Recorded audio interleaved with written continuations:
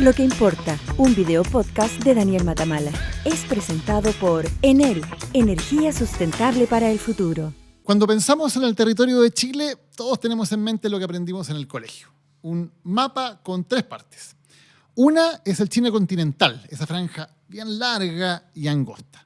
Luego el Chile insular, con Rapa Nui bien metido adentro del Pacífico. Y el territorio chileno antártico, esa especie de cono donde se destaca la península de la Tierra de O'Higgins.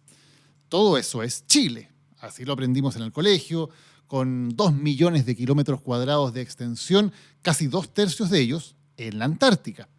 Y es el mapa que seguimos viendo hasta el día de hoy, en el informe del tiempo, por ejemplo, donde nos cuentan cómo va a estar el clima en nuestro territorio de la Antártica.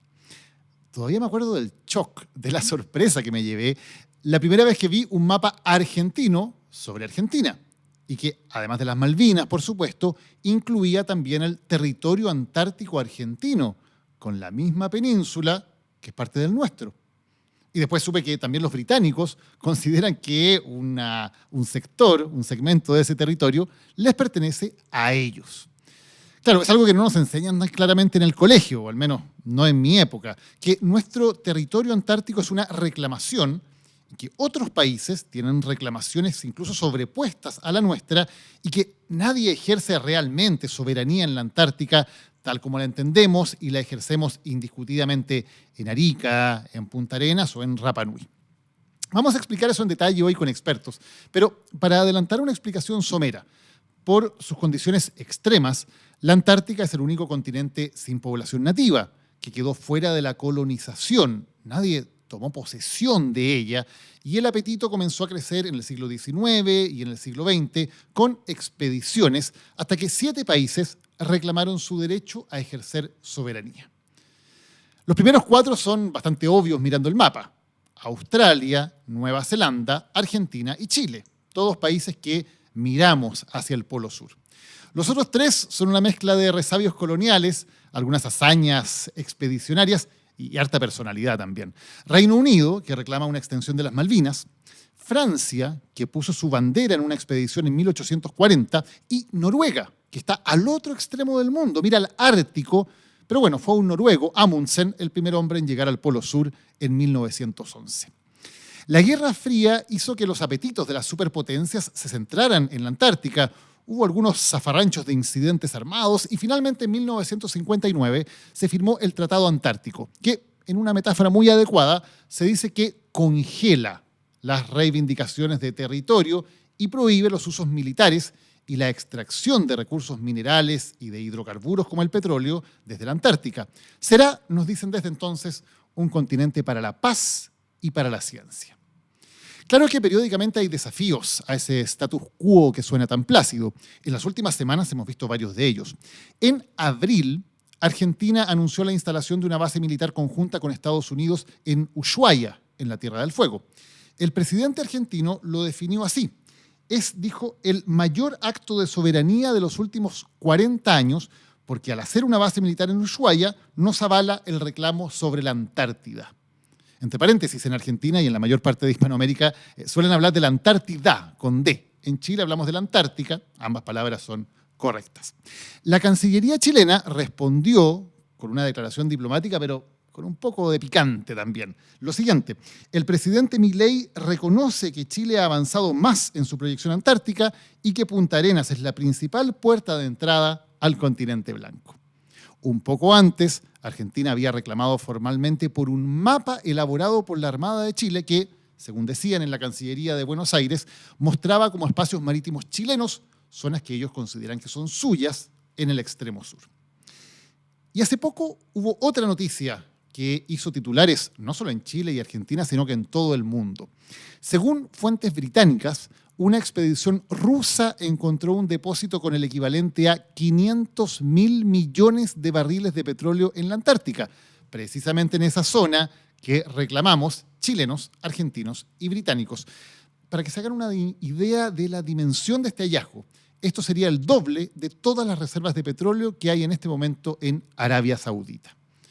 Un descubrimiento que se suma a las presiones de China, la nueva superpotencia, que comienza a mirar con mucho interés esta zona y de Irán, que acaba de proclamar que también tiene derechos territoriales sobre la Antártica. Hoy, en Lo que Importa, vamos a hablar de este tema fascinante, la Antártica, de la historia, de los argumentos que sostienen el reclamo de Chile sobre esta zona y de preguntas que surgen de inmediato. Por ejemplo, ¿quién juzga un crimen que se cometa en la Antártica? ¿Hasta cuánto dura este congelamiento de las actividades extractivas y militares en la zona? ¿Qué investigaciones científicas se están haciendo allí y cómo la crisis climática está afectando esos hielos eternos de los que depende en gran parte la vida y la civilización humana? Aquí comienza un nuevo episodio de Lo que Importa.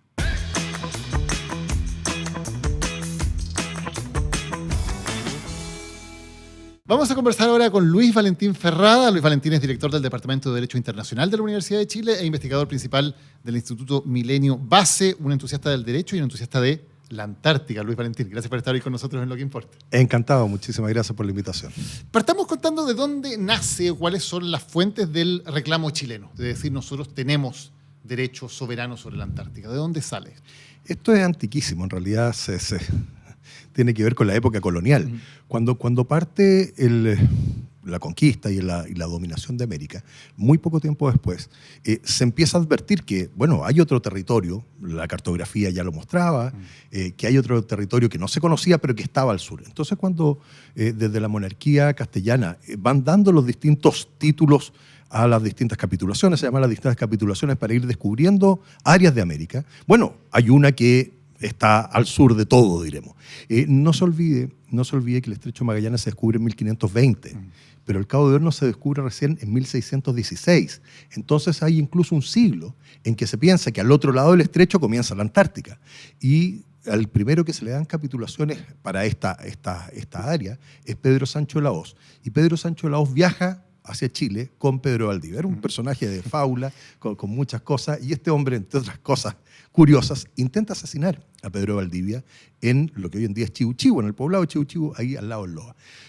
Bueno, lo quieren juzgar por aquello, diremos, y Pedro de Valdivia decide, inteligentemente, en vez de sencillamente darle muerte o lo que fuera, decide perdonarle esta traición a cambio que le cediera los títulos que él traía. De tal manera que cuando Pedro Valdivia llega al Valle de Santiago, llega como teniente gobernador de Pizarro respecto al Chile Central, pero ya llega como gobernador de la Terra Australis, todavía no propiamente descubierta, pero que se sabía que estaba.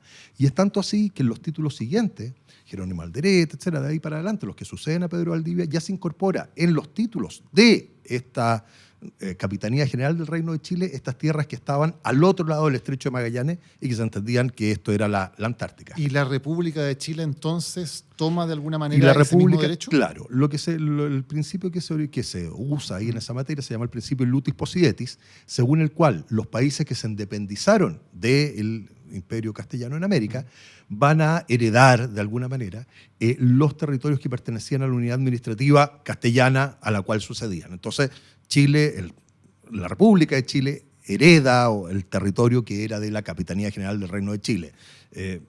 Argentina, la República Federal Argentina, lo que era el Virreinato de Buenos Aires, y así sucesivamente. Entonces, los títulos de Chile son antiquísimos. Tanto así que hacia allá al final de la colonia, cuando ya se tenía un conocimiento más cierto de esto, hay una serie de documentos. Y O'Higgins, la Antártica se incorpora más allá de cuando se descubre, que eso se discute, se dice que en 1603, incluso Gabriel de Castilla la habría descubierto, etc. Pero lo que es claro es que se incorpora al devenir de la humanidad hacia 1820. Y es curioso entonces que durante el gobierno de O'Higgins hay documentación respecto a la Antártica, y luego cuando O'Higgins ya estaba en el Perú, su autoexilio, diremos, él escribe cartas donde relata y señala que la soberanía del Estado de Chile llega a las Islas Shetland del Sur, que era lo que en ese momento se conocía que existía, pero ya en la península antártica. Entonces estos títulos son antiquísimos. Piensa tú que el primer mapa, y esto es el primer mapa de la humanidad, desde luego, que dibuja la península antártica como parte de un país es en Chile en 1884. Ya en el gobierno del presidente Riesco se empiezan a dar concesiones para explotación de la Antártica y de todos esos territorios. Entonces, la verdad es que, claro, de alguna manera, la fase más internacional de esta materia parte hacia 1906, cuando Chile empieza a negociar con Argentina un tratado que no llegó a ser tal, pero para dividirse la península antártica. Pero lo que se hace en 1940, cuando se fijan los límites del territorio chileno antártico, y por lo menos lo dice el decreto, eso no lo estoy diciendo yo, es retomar una discusión que ya venía del siglo XIX. Ahora, tú lo dices, aquí también entra Argentina en la discusión, Claro. ¿no? Argentina tiene también su propia historia y sus propios argumentos jurídicos para decir, no, esto que dice Chile dice que es de Chile, ¿realmente es de Argentina? Tiene una historia, pero me parece que menos sólida. Efectivamente, lo que pasa es que para el rey de Castilla, rey de España, bueno, todo era suyo.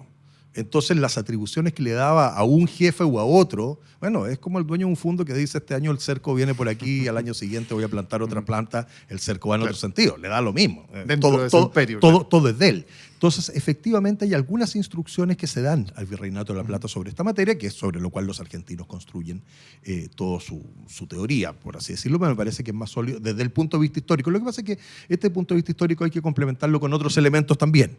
Desde el punto de vista histórico, me parece que los títulos de Chile son mucho más sólidos. Claro. Y lo que sí es que desde muy temprano hay otros países, no solamente Chile y Argentina, que comienzan a hacer actividad en la Antártica, comienzan a hacer expediciones, comienzan a instalarse. ¿Eso genera algún tipo de derecho? Porque hoy día la zona que reclama Chile también es reclamada por Argentina y también es reclamada por el Reino Unido. Yo diría que esto tiene dos tiempos distintos, que básicamente están divididos por el año 1959, que es el año del Tratado Antártico. El propio Tratado Antártico reconoce esos hechos que tú dices, realizados antes del 59, y entonces hay 7 estados, que son precisamente Chile, Argentina, Reino Unido, Noruega, Francia, Australia y Nueva Zelanda, a los cuales se reconoce sus derechos históricos, pero, y esto es lo que hace el Tratado Antártico, pero se suspende toda la controversia al respecto. El Tratado Antártico no suspende los derechos, ni impide el ejercicio de los derechos. Lo que impide es la controversia respecto a esos derechos. En ese sentido queda congelado, se dice, ¿no? Se queda congelado. Así de fría en la Antártica. Una metáfora muy antártica. Sí. Ok, pero hasta ese año 59, entonces, estos 7 países han dicho, tal como Chile, otros 6 países también dicen, levantan el dedo y dicen, no, una parte de la Antártica me pertenece, es Claro. mía. ¿Qué argumentos tienen los otros países? Hay títulos muy distintos. Claro, en el caso de Chile y Argentina, su título principal es este Luti Possidetis, que decíamos, pero además eso se suma a la cercanía territorial, e incluso hoy en día se sabe que no es tan así, pero se pensaba en esos años que había una continuidad geológica entre la cordillera de los Andes y lo que se llamaba la Antartandes. Hoy en día se sabe que conforme a la teoría de placas estuvieron unidas. La península antártica estuvo unida a la Antártica, a la cono sur de América, pero de una manera distinta a la que se piensa, etc. Por otra parte, países como Reino Unido, que en un momento no solo reclamaron para sí para Australia y Nueva Zelanda. Cuando se hacen estas reclamaciones británicas, ni Australia ni Nueva Zelanda eran propiamente independientes. Bueno, hasta el día de hoy no lo son. Hasta el día de hoy son monarquías constitucionales. Hasta el día de hoy el rey de Inglaterra es también el jefe de Estado de esos dos países. Pero en fin, por lo menos funciona hoy en día autónomamente. Entonces ellos básicamente lo que aducen es haber sido los descubridores, los primeros que llegaron. Los noruegos, todo lo que tiene que ver con los temas balleneros. Los franceses, un poco lo mismo. ¿Cuál es el punto? Y es que de alguna manera lo que el derecho internacional siempre ha exigido es que no te basta con descubrir.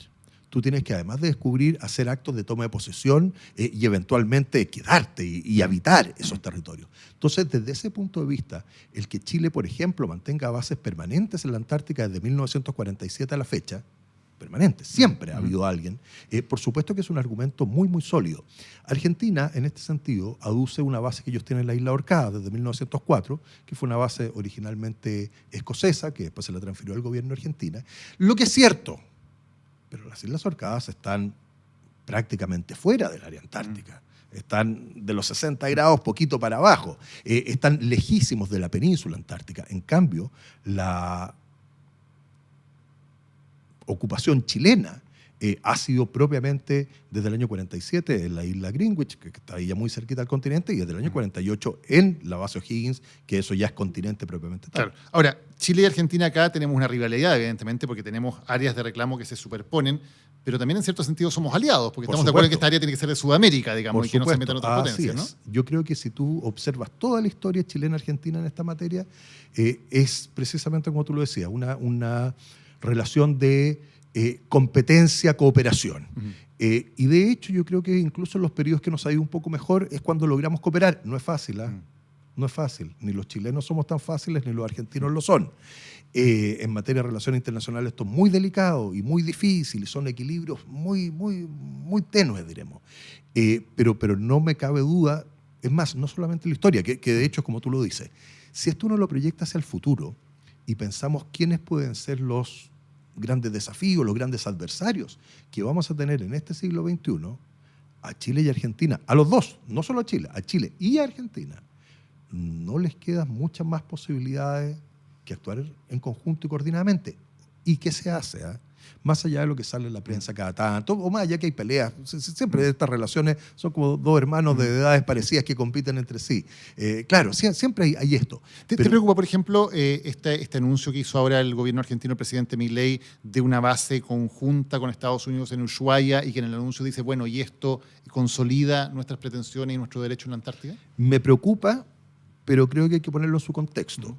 Me parece que esas declaraciones y esas visitas de la general Robinson, etcétera, tienen que ver con una disputa entre Estados Unidos y China, que de alguna manera los dos están queriendo utilizar alguno de los dos, y utilizaron Argentina porque visto desde Washington, Argentina, ¿para qué estamos con cosas? Un país mucho más grande que nosotros. Visto desde Washington, Argentina, o el hecho de poder hoy en día hacer tratos con Argentina se les es mucho más favorable. Y claro, el presidente Milei da sus declaraciones, lleva agua a su respectivo molino, diremos, pero me parece que eso tiene mucho más que ver con la disputa, o si ustedes quieren, más bien a cómo hoy en día que Estados Unidos puede ejercer una mayor influencia en Argentina, está aprovechando ese motivo, porque en los 20 años anteriores, o casi en los 20 años anteriores, salvando quizás el periodo del presidente Macri, China ejerció una influencia muy grande. Y hasta el día de hoy, China ejerce una influencia muy grande, bueno, y en Chile también, en materia económica, desde luego. ¿Se puede desestabilizar? Porque tú hablabas de este hito tan importante que es el Tratado Antártico de 1959, ¿no? Que es en el marco de la Guerra Fría. De alguna manera Estados Unidos y la Unión Soviética se ponen de acuerdo en este tratado que congela las pretensiones, que evita que cualquiera de los dos tome militarmente la zona.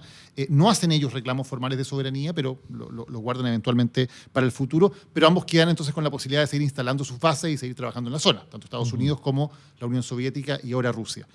Pero ahora el mundo cambia. Entra un nuevo actor muy potente como China, que no tenía un rol muy importante, que no fue relevante en el Tratado del 59. ¿Qué tanto desestabiliza este nuevo orden mundial lo que ocurre en la Antártica?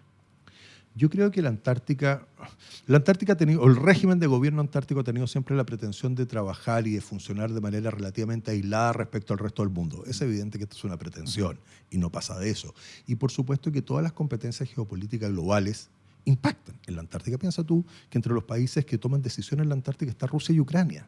Entonces, hace 3 años que hemos trasladado, aunque no quisiera, es que es imposible de otra manera, hemos trasladado la guerra de Ucrania a las reuniones consultivas del Tratado Antártico. El tema de China pasa un poquito lo mismo. China entra tardíamente, entra en la década de los 80, pero entra muy fuerte, entre el 82 y el 85 de Estado consultivo, es decir, que participa en los procesos de toma de decisión. Ha venido cada 5 o 6 años abriendo una nueva base. Tiene bases en todos los sectores relevantes de la Antártica. Y está invirtiendo recursos y está invirtiendo fuerzas. Entonces, ¿hasta qué punto eso desestabiliza frente a un Estados Unidos que ahora veíamos este año? Han recortado, por supuesto, por ejemplo, sus presupuestos para actividad antártica. Entonces, claro, estos cambios que pasan en el hemisferio norte, muy lejos, por supuesto, que impactan lo que pasa en la Antártica. Pero es que no es solo eso, es decir, no solo son esos los actores. También hay que ver qué pasa con la India, también hay que ver lo que pasa eventualmente con Malasia. Ahora, hace una semana atrás, acaba de hacerse parte del Tratado Antártico de Arabia Saudita.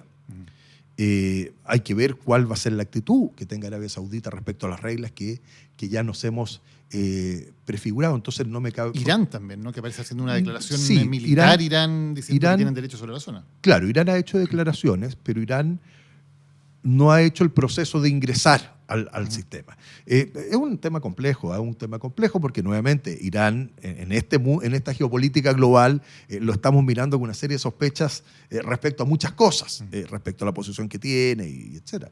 Bueno, de hecho, la influencia que hoy en día ejerce en Bolivia, cómo eso pudiera afectar a las relaciones chilena-bolivianas, yo creo que ahí hay un tema gigantesco. Y Irán ha manifestado efectivamente por medios de prensa, habría que ver qué tan serios son los que han retransmitido aquello, no diremos, pero efectivamente hay declaraciones de intereses soberanos en la Antártica. Bajo el contexto del marco jurídico internacional vigente, considerando el Tratado Antártico, pero también considerando la costumbre internacional que se ha generado en estos años sobre la materia, esas pretensiones de Irán hoy en día están fuera de cualquier marco jurídico admisible. O sea, aparte de los 7 países que nombrábamos antes, ¿no puede llegar un octavo país y decir yo también tengo mi reclamo aquí? Durante la vigencia del Tratado Antártico, no. Mientras esté vigente. Mientras esté vigente. Porque ese es el compromiso, porque como esa es una norma que está en el Tratado Antártico. Entonces, cuando tú te haces parte del Tratado Antártico, pues bien, te haces parte también de aquella prohibición. Ahora, ¿qué significa en la práctica hoy día el reclamo de soberanía? Evidentemente cada país pone, y Chile lo hace, digamos, y somos muy consistentes en eso, de que cada vez que hay un mapa de Chile está muy claramente indicado que esa es zona que nos corresponde. ¿En la práctica significa algo o es una declaración solamente? No, significa muchísimo, porque si tú empiezas a ver cómo los 7, generalmente se habla de los 7 más 2, los 7 más Estados Unidos y Rusia, ¿cuál es el rol que ellos cumplen dentro del sistema? Son por lejos los más activos, los lejos los más importantes, incluso en temas científicos, son los que más hacen ciencia. ¿Por qué?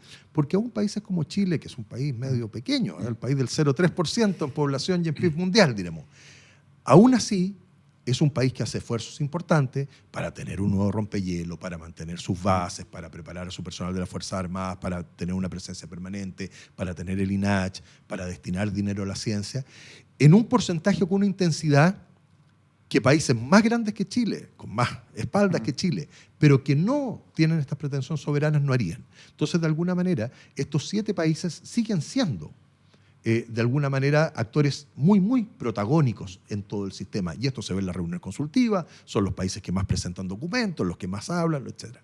Pero no solo eso, sino que además de estos 7, hay al menos 4, que en realidad son 6, que son colindantes al Océano Austral. Entonces, cualquier cosa material que tú quieras hacer en la Antártica, pues bien, o tienes que pasar por Chile, o tienes que pasar por Argentina, o tienes que pasar por Australia o por Nueva Zelanda. También Sudáfrica, que no es reclamante, por supuesto, pero estos 4. Pero se nos olvida que Reino Unido tiene Falkland Malvinas, y también es una semipuerta de entrada, y Francia tiene las Islas Kerguelen. Entonces, de alguna manera, varios, o casi todos prácticamente, salvo el caso de Noruega, diremos, de estos países, de estos 7 países, además, geográficamente, tienen un vínculo muy fuerte hacia la Antártica. Ahora, ¿cualquier país puede instalar una base en cualquier parte de la Antártica? La respuesta es sí, no, es complicada. No, lo que pasa es que si tú te haces parte del Tratado Antártico y sigues las reglas, incluida realizar las evaluaciones de impacto ambiental y todas las reglas, sobre todo medioambientales, también políticas en algún sentido, de que sea una base exclusivamente para fines pacíficos, solo investigación científica, que puedes utilizar fuerzas militares como apoyo, pero no son actividades propiamente militares. Si cumples todas esas reglas, en principio sí. Ahora, me imagino que es bien difícil trazar la frontera, ¿no? Porque finalmente es actividad que hacen militares y uno dice hasta qué punto es científico, hasta qué punto puede tener algún interés militar. Me imagino que no es fácil. Sí, yo estoy de acuerdo. Uno de los temas que se discute precisamente es el doble uso de las capacidades militares, de las capacidades operativas. Eso es muy cierto. Pero al final este es un mundo relativamente pequeño donde todos más o menos se conocen, donde todas las bases están relativamente cerca, en aquellos sectores que son más habitables. Entonces hay una serie de mecanismos de control además. Hay un mecanismo de inspección, mecanismo de observación. En las reuniones consultivas se saca la pizarra de alguna manera a los países.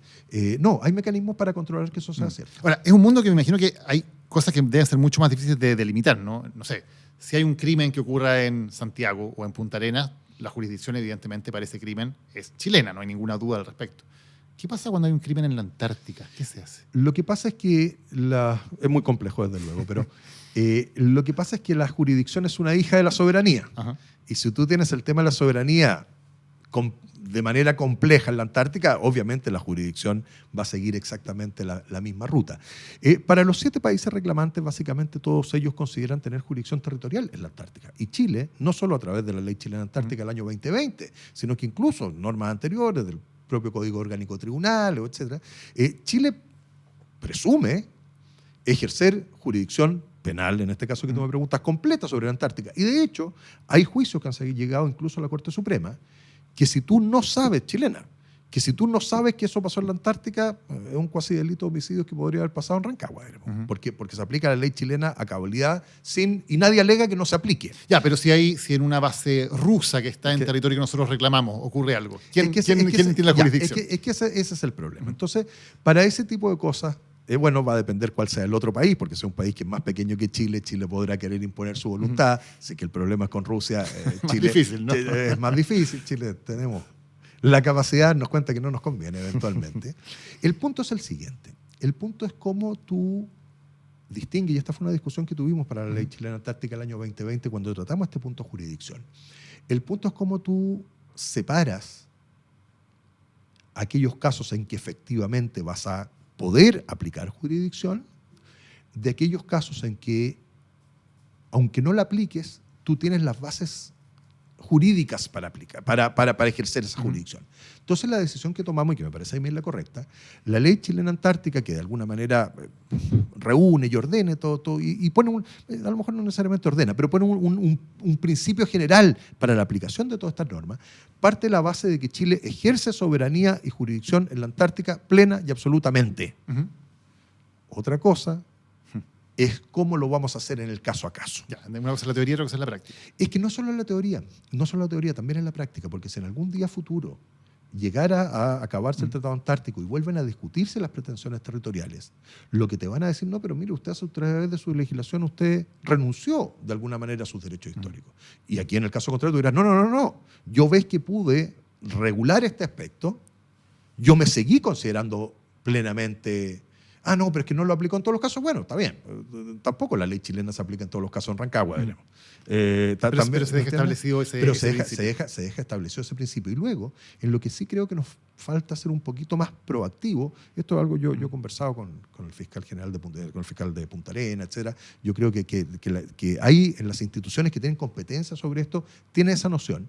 Es cómo somos más proactivos, sumando que, por una parte, tenemos la posibilidad material de actuar en esos casos, porque estamos efectivamente ahí a 2 horas o menos en avión del lugar que habría que ir a inspeccionar, cosa que evidentemente casi todos los otros países no pueden hacer.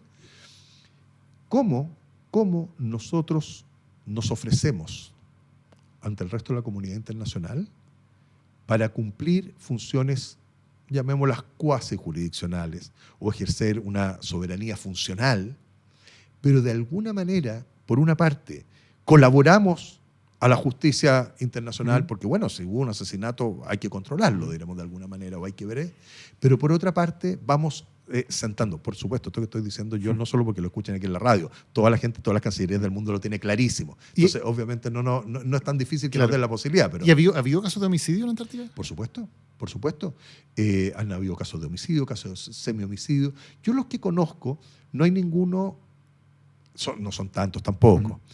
Hay algunos que son más sospechosos de que sean homicidios. Por ejemplo, hace unos 10 años atrás, puede haber sido, en la base Munson Scott, que es la base norteamericana que queda en el polo mismo, un científico australiano murió, estaba en el medio invierno, no lo pudieron retirar, es decir, lo retiraron y lo sacaron para el lado afuera y lo dejaron ahí que se mantuviera el frío, diremos, congelado, y lo retiran 6 meses después. Estados Unidos hace todo su ingreso vía Nueva Zelanda. Entonces Nueva Zelanda quiso levantar un procedimiento, las autoridades norteamericanas no le facilitaron mucho, los australianos también estaban interesados porque este era australiano, etc. Pero lo que se sabe es que este hombre, entonces no se sabe si fue homicidio o no, pero sí, por las pruebas periciales que se le hicieron, tenía exceso de algunos metales o algunas cosas que lo podrían haber matado. Se las dieron, él haciendo sus pruebas científicas, lo hizo, no lo hizo, etc.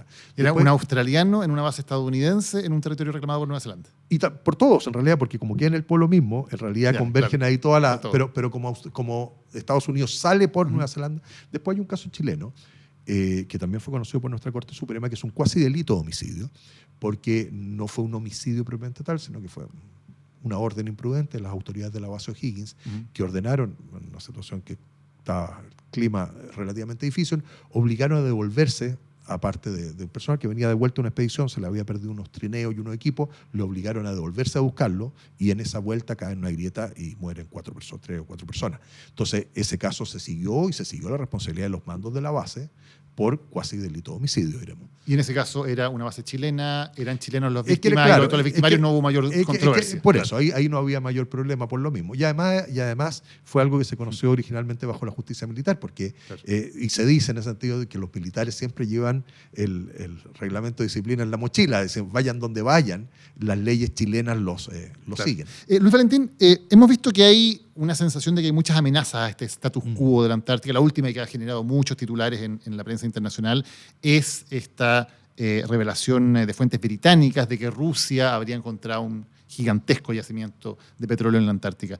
¿Te preocupa que este tipo de hechos, por ejemplo, si se confirma la presencia de petróleo en esas cantidades, pueda socavar esta institucionalidad y este acuerdo que hay de mantener la Antártica fuera de este tipo de explotaciones comerciales y de usos militares? Yo creo que todo lo que pasa en la Antártica debe preocuparnos siempre, pero me parece súper importante poner las cosas en contexto. Lo que se reveló en esta comisión que existía especial en el Parlamento británico fue una noticia que salió en la prensa sudafricana el año 2020, que jamás hay mayores confirmaciones por parte de Rusia. Entonces, no digo que sea cierto o no sea cierto, lo que pasa es que efectivamente lo que se sabe es que efectivamente que eran exploraciones científicas rusas, pero apoyados por una empresa estatal rusa que se dedica a la prospección petrolera. Entonces, pero claro, eso no quiere decir que estuvieran haciendo prospección petrolera, pero el barco en que iban, los instrumentos, entonces lo que habría que seguir aquí es si esos científicos geólogos rusos hicieron publicaciones científicas, fueron a congreso, hasta qué punto eso es ciencia o no. Pero más allá de eso, siempre se ha sabido que en la Antártica hay hidrocarburos. Eso no es novedad ninguna. Distinto es decir, en este punto en particular encontrado, por supuesto, pero esto siempre se ha sabido.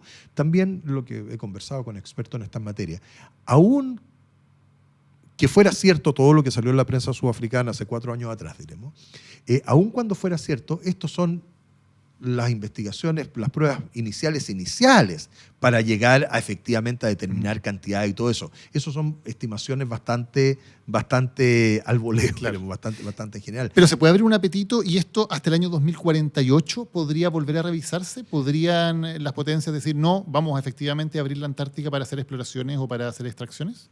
Yo creo que se abre el apetito desde luego, pero eso tiene que ver con cosas que pasan fuera de la Antártica. Yo siempre he pensado que la principal amenaza para la Antártica es el crecimiento demográfico del resto del mundo. Porque si de aquí a fines de siglo tenemos una población de 11.000 millones de habitantes, bueno, ¿cómo le damos comida y cómo satisfacemos las necesidades de esas personas sin eventualmente explotar continentes como la Antártica, que se sabe que tienen muchos recursos? El año 2048, por supuesto que es un hito importante, pero que hay que mirarlo con cuidado. El año 2048, lo que eventualmente podría hacerse, porque no es que vaya a pasar, podría eventualmente llamarse a una conferencia de revisión del Protocolo de Protección del Medio Ambiente, que entre otras normas, su artículo 7 prohíbe la explotación de minerales, salvo la investigación científica al respecto. Entonces, de alguna manera, hacer ciencia sobre minerales es algo que está permitido, y lo que han hecho los rusos bajo ese contexto, más allá que les creamos o no les creamos, es un punto distinto, pero bajo ese contexto lo que han hecho los rusos está dentro de los márgenes. ¿Y de quién depende que pase eso o no pase el 2048? Cualquier país puede pedir, cualquiera de los países consultivos, que al día de hoy son 29, entre ellos Chile, cualquier país consultivo puede pedir que se cite esa conferencia de revisión. Pero esa conferencia de revisión tiene unos quórum altísimos para acordar cualquier cosa, complejísima. Incluso respecto a la explotación de minerales, dispone que solo esta podrá iniciarse si previamente se ha alcanzado un régimen obligatorio que, entre otras cosas, contemple normas de responsabilidad ambiental, de cuidado de protección del medio ambiente, etc. Entonces, no es que el año 2048, puede ser que nadie llame. Esta misma posibilidad existía respecto al Tratado Antártico, el año 1991, y hasta el día de hoy, o a partir del año 91. Y nunca nadie ha solicitado una conferencia de revisión del Tratado Antártico. Por el contrario, por caminos paralelos, justo el mismo año 91 se alcanza el Protocolo de Protección del Medio Ambiente, que, visto desde hoy, de alguna manera reforzó la evolución natural que había tenido este sistema. Entonces puede ser, y volviendo un poco a tu pregunta, ¿de quién depende? Bueno, depende en gran manera de cómo haya evolucionado la sociedad internacional y la conciencia y cómo de alguna manera enseñamos a nuestros jóvenes sobre la importancia de cuidar el medio ambiente. Porque pudiera ser que el año 2048 tengamos una conciencia universal, que espero así sea, mucho más preocupada de cuidar nuestro planeta, y que definitivamente, nadie se le ocurra hacer esto porque dice, no, el valor ecosistémico, el valor cómo influye en el resto del planeta Tierra, cómo influye en el clima, etcétera, es tan importante como reserva de agua dulce, como se quiera, que eso hay que cuidarlo. Yo espero que así sea. Ojalá así sea. Luis Valentín Ferrada, muchas gracias por habernos acompañado hoy para hablar de lo que importa. Feliz, 1.000.000 de gracias. Y esto importa mucho.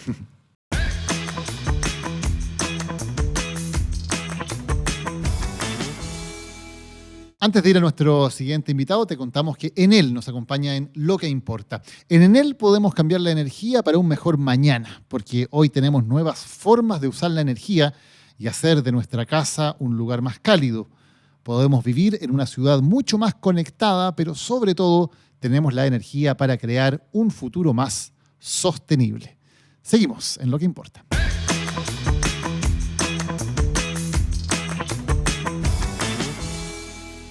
Vamos a seguir hablando de la Antártida y queremos hablar ahora de la parte científica, de lo que hay en el continente blanco y de lo que nos puede enseñar. Y para eso estamos juntos con uno de los científicos chilenos más reconocidos y más prestigiosos del mundo, Gino Casasa, profesor asociado de la Universidad de Magallanes, consultor de geoestudios, glaciólogo, una eminencia mundial en la materia. Gino, un honor estar hoy día contigo en Lo que Importa. El honor es mío, Daniel. Muchas gracias. Gracias, Gino.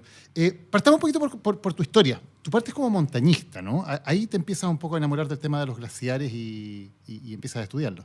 Exactamente. Pateando hielo y subiendo montañas, algunas con hielo, otras no. Y que es yo diría, el origen de muchos glaciólogos. Y entonces ver que no solo podía patear hielo, sino estudiarlo. Y eso me llevó a la Antártica ya por ahí, por el año 1982, como mi profesor ahora, que es mi jefe en la consultora Geoestudios y que es una carrera que continúa con mucho entusiasmo.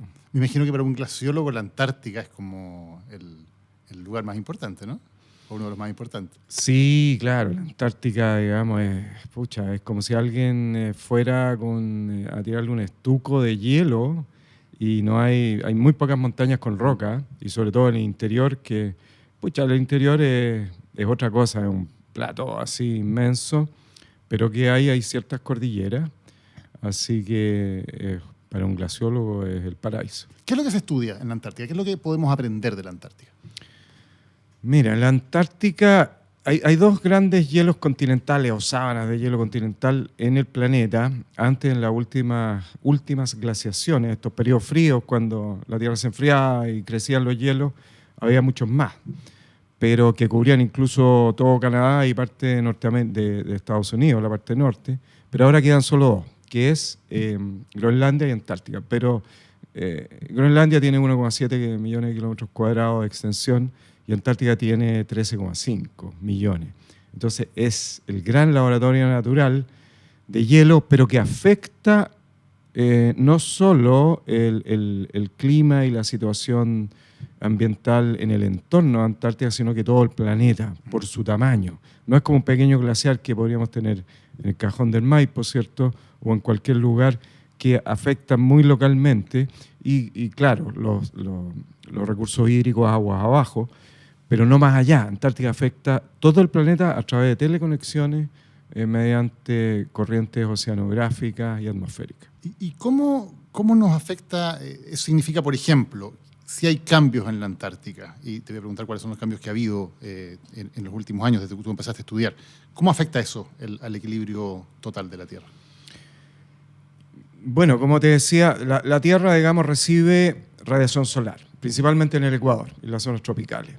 Y ese calor entonces advectado es transferido a las zonas polares a través de corrientes, pero esas corrientes entonces impulsan de vuelta aire frío y agua fría, bastante dulce, digamos, porque viene del derretimiento de los hielos, y que se hunde en los océanos, porque es muy, muy pesada, digamos, tiene mucha masa, y que vuelve a resurgir, digamos, en mucho más al norte, incluso en otro hemisferio, digamos.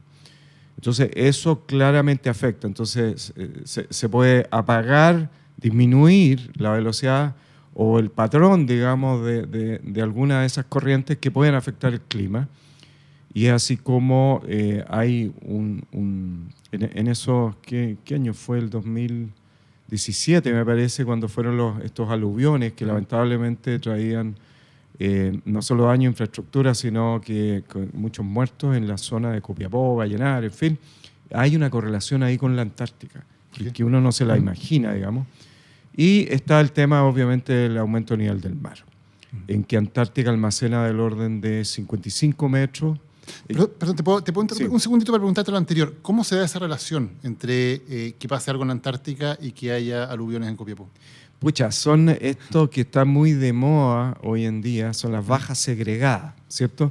Que se van desplazando por la cordillera, porque se dan las condiciones en la cordillera, nuestra cordillera de los Andes y todos los Andes y todas las cordilleras del mundo condicionan muchísimo el clima. Incluso se habla ahora de estas inundaciones en Río Grande do Sul, en Brasil, que estaban condicionadas por estas corrientes que bajaban y que no podían irse hacia el este, eran circulaciones del este del Atlántico, por la cordillera, empujadas hacia el sur y que provocaron, digamos, esas tremendas inundaciones con daños tremendos y pérdida de vida.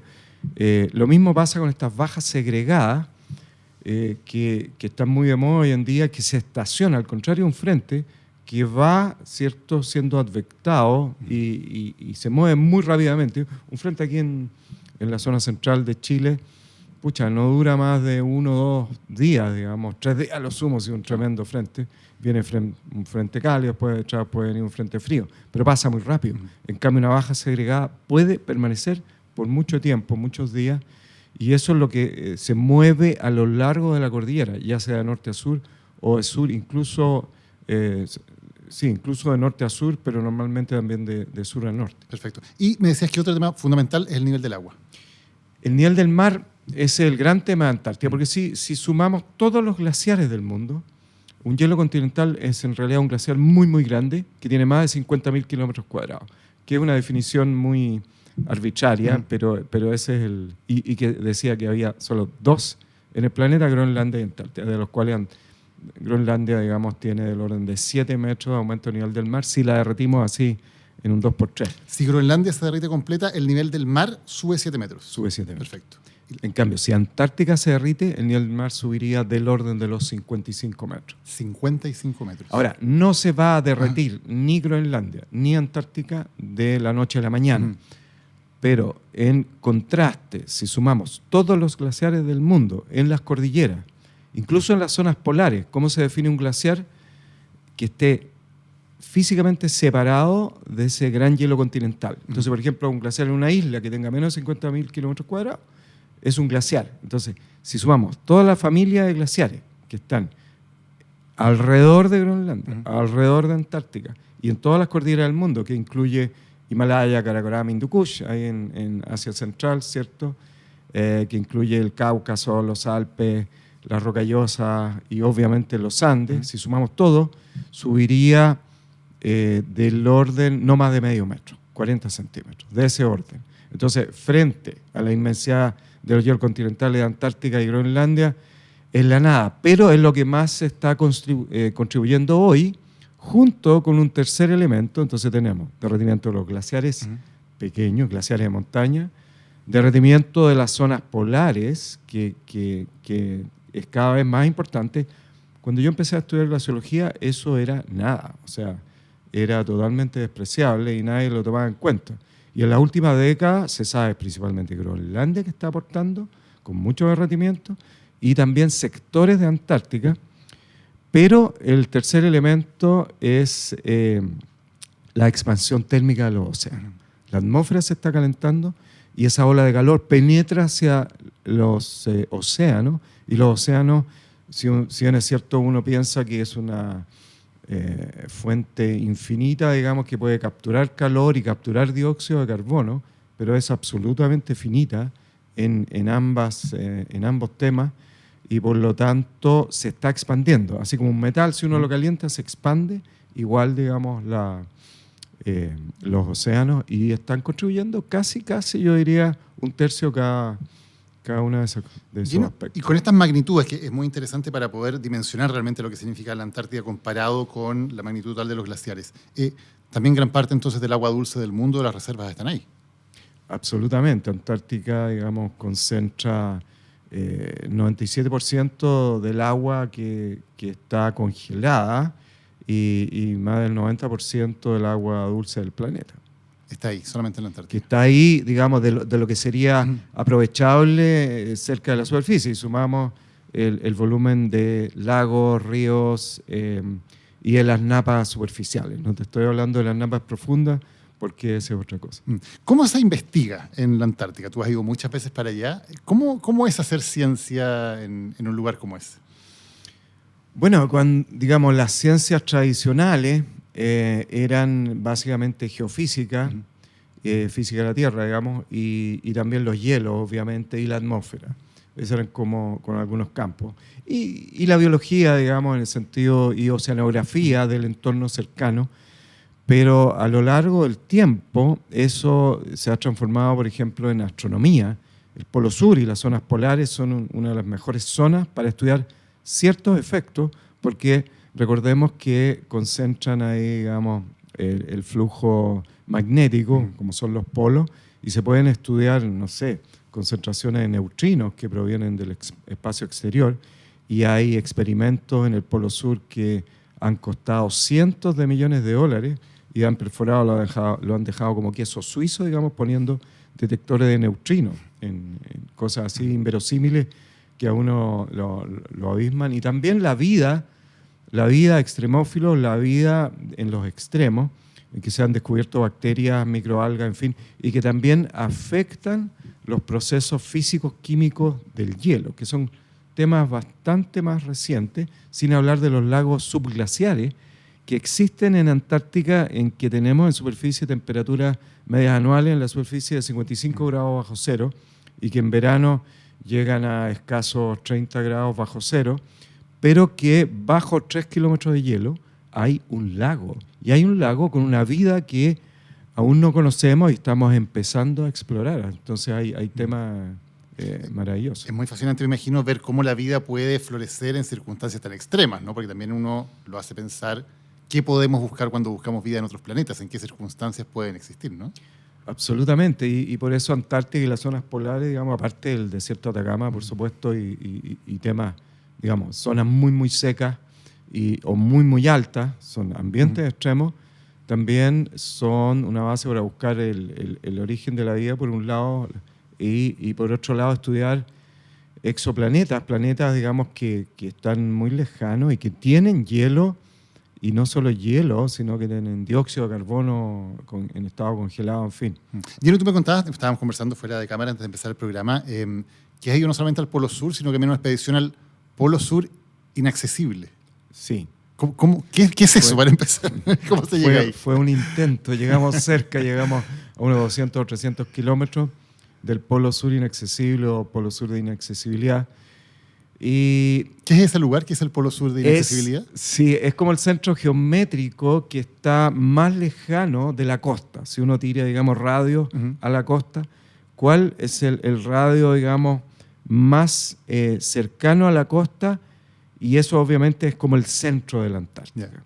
Y ese centro de la Antártica hay dos cálculos. Hay un cálculo inicial que no fue muy preciso porque no se conocía muy bien Antártica en el Año Geofísico Internacional, en que las grandes potencias, y nosotros somos uno de los signatarios originales, como Chile, de los 12, entonces Estados Unidos inmediatamente dijo, vamos a instalar una estación en el Polo Sur. El Polo Sur, digamos, ya Amundsen y Scott habían llegado en 1911, en esa fecha aproximadamente, y se sabe, digamos, ya en 90 grados de latitud. Pero el Polo Sur de inaccesibilidad, con los mapas que habían, dijeron, los rusos vamos a hacer una base ahí. Y de hecho hicieron una base ahí que ahora está abandonada hace muchas décadas, pero donde pusieron una estatua de Lenin. Entonces el que no se llegaba a tomarse la foto con Lenin no llegaba, digamos, a esa zona. Entonces, ¿Y todavía está esa estatua ahí? Aparentemente se cubrió, pero en esa época, y te estoy hablando del 2007, 2008 aproximadamente, en que un gran personaje explorador, empresario, obviamente, y que tiene el financiamiento para poder ir a coleccionar estos polos, y que, está obsesionado por los polos, tanto en el Polo Norte como en el Polo Sur, nos invita al regreso de este convoy con un tractor y módulos correspondientes a hacer ciencia de vuelta del Polo Sur de inaccesibilidad. Y fue una oportunidad maravillosa que no la perdimos, le dijimos inmediatamente que sí. Y fue maravilloso, excepto que el tractor, digamos, fallaron los inyectores en latitud 88, algo así, más allá del Polo Sur en lo que respecta, digamos, a la posición de Chile. Entonces veníamos más o menos del sector al sur de Sudamérica y estos personajes con el mecenas y el explorador los tomaron, aterrizaron ahí donde estaba el tractor en Pana y los llevaron al Polo Sur de inaccesibilidad. Y a nosotros en el mismo avión, digamos, nos llevaron y esperamos a que... Y fuimos con este mecánico, digamos. Perdón, ¿cómo se consigue un mecánico en el Polo Sur? No recuerdo si era la Caterpillar o la Cummins o algo así, el motor, pero eran los inyectores, digamos que si algo sabemos de diésel es como el corazón. Cuando te fallan los inyectores es como que te falla el corazón, digamos.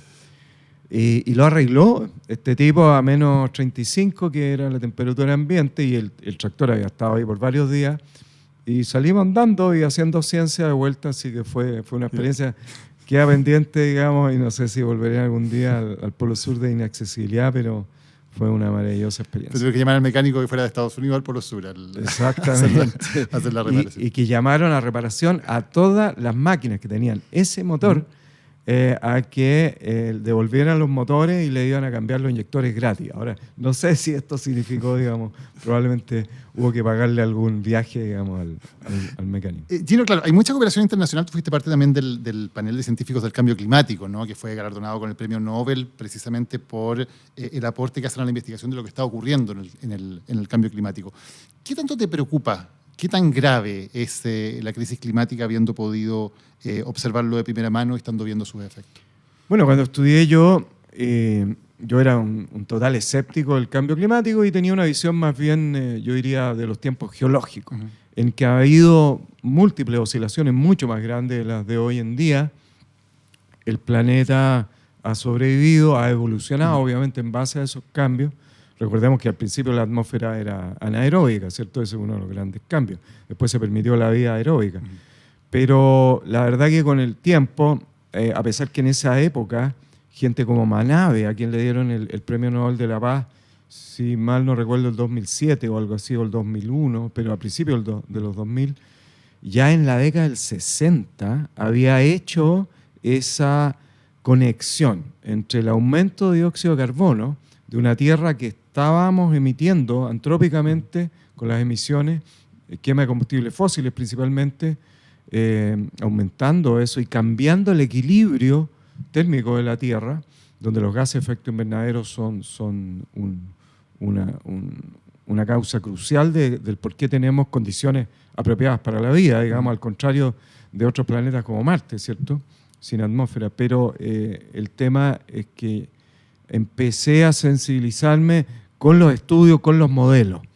Y recordamos, tú mencionaste el IPCC, el primer IPCC que fue ya hace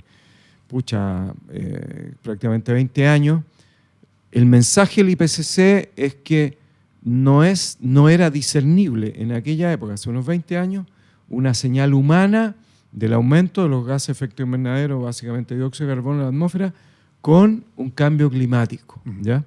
En cambio ahora, en el último IPCC, que estamos hablando un par de años atrás, el último informe de evaluación, el AR6, la verdad que no cabe absolutamente ninguna duda, es inequívoco, es el término que usan, que como seres humanos estas emisiones han generado un aumento de la temperatura y las proyecciones futuras se ven cada vez peor, digamos, en cuanto al aumento de la temperatura. Además, lo que hicimos en el pasado nos va a seguir afectando, digamos. O sea, esto es algo que permanece por mucho tiempo. Has tocado un tema clave. Estamos dejando, lamentablemente, un legado. Estamos comprometiendo, esa es la palabra que se usa en el mundo científico, comprometiendo un clima hacia el futuro.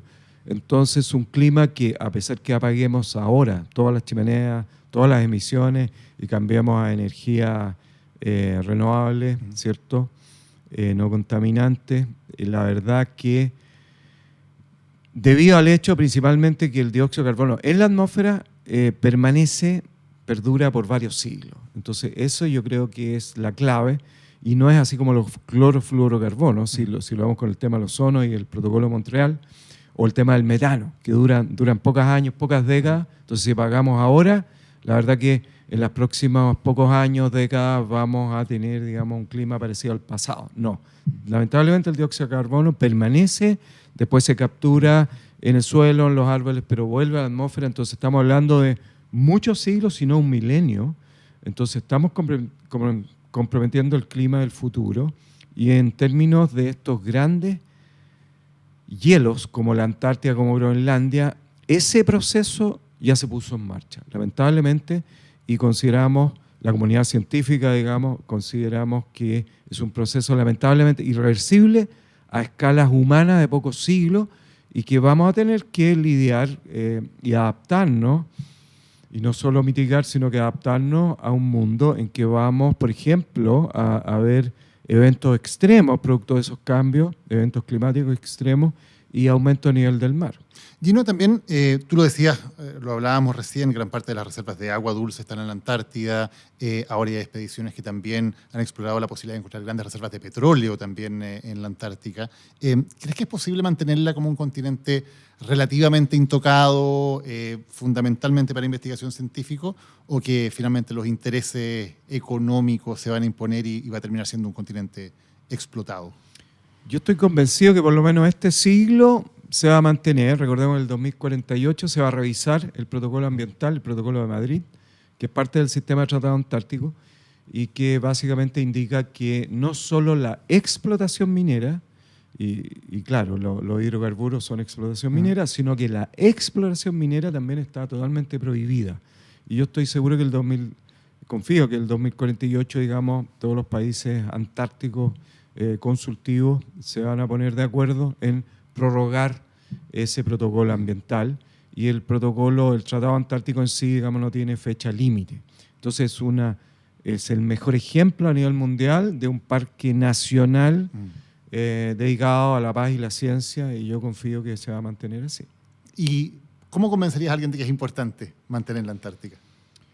Pucha, controla digamos, tiene la reserva de agua más importante del planeta, pero controla el clima, las corrientes oceanográficas, atmosféricas, es capaz de cambiar el clima, sobre todo en el hemisferio sur, pero también en el hemisferio norte. Entonces no juguemos con la Antártica, y pucha, como seres humanos, nuestro creador nos ha dado una inteligencia a su imagen y semejanza, en que nosotros tenemos capacidad de buscar energía alternativa, lo estamos viendo ahora, ¿cierto? Y de cuidar realmente esta naturaleza que nos ha dado Dios, y que podemos buscar vías alternativas y no ir a destruir todo el medio ambiente. Dejemos algo, digamos, preservado, y sobre todo preservado para generaciones futuras. Gino, muchísimas gracias por habernos acompañado y para hablar de lo que importa. Muchas gracias a ti, Daniel, y a todo tu equipo. Lo que importa es presentado por Enel, energía sustentable para el futuro.